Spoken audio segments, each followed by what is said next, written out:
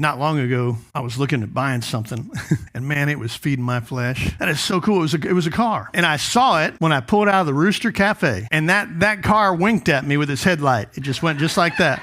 I know it did. It winked at me. And I could feel myself. I know when my flesh is getting up. But sometimes I don't want to tell it no. Either do you. It's been on the lot for 72 days. And I'm thinking, man, it must be God because it's easy. And I was like, God, and I finally said, God, you got to calm me down because I'm getting ready to make a stupid decision. My truck was listed on Marketplace. I wasn't getting any bites for that, but I knew I was supposed to sell that. I didn't know if I was supposed to buy the Beamer, but I knew I was supposed to sell that. I knew I wanted to buy the Beamer, but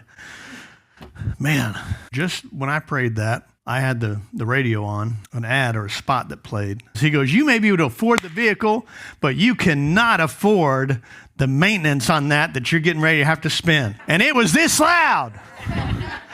And then we're out to eat one Wednesday night after service. Ryan said, I see you selling your truck. He said, well, Mike's got a Mercedes SUV he's selling. And then all of a sudden, through my instant message, a guy from Jasper, his wife said, hey, you still got that truck? I said, yeah. And she said, can we look at it tomorrow? How much will you take for it? And I told her. He said, all right. And he gave me money. He didn't even drive it. And I just got to thinking, I wonder where Mike's at. I get in here with the last drop off of stuff for the church, and I open up the door, and Mike pulls up in the car. All pristine, all clean. Like I said, it's not perfect, but it's pretty good.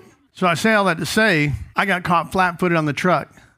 I'm praying for it to sell, and when it's ready to sell, I'm not ready. Maybe it didn't sell 3 weeks prior because I hadn't cleaned it out. I wasn't ready, but God was ready. And maybe he did it just to bless Mike and his brother-in-law who bought it that needed to unload it, but he didn't do it because of me. He did it to me, but he did it for them because they were ready. They'd already fixed it, and I was over here still piddling around praying, but not doing. You see what I'm saying? A lot of us are praying for stuff that we're not doing anything to get ready for. What are you doing to get ready for the answer to the prayer when it comes? What are you doing? What are you doing for the kids? What are you doing for the spouse? What are you doing for the finances? What are you doing for the next step in your Christian walk? What are you building? Amen?